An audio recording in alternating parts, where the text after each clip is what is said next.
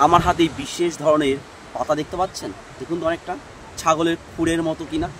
আসলে এই গাছটা না এই সমুদ্র উপকূলবর্তী অঞ্চলে হয়ে থাকে এবং ছাগলের খুরের মতো হয়, একে ছাগল খুরি লতাও বলা হয়ে থাকে। এরা লতিয়ে লতিয়ে চলে।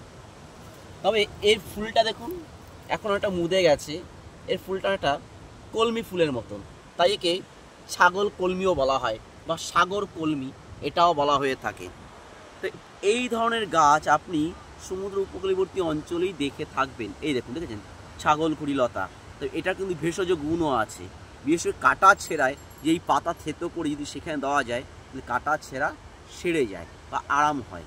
তো দেখুন তো ছাগল খুরি লতা, দেখুন কি সুন্দর সাদা দুধ বেরিয়ে এসছে, কষটা অনেকটা দুধের মতন, দেখেছেন ফুলটা দেখুন। ধন্যবাদ, ভালো থাকবেন। এই দেখুন ছাগল খুরি লতা।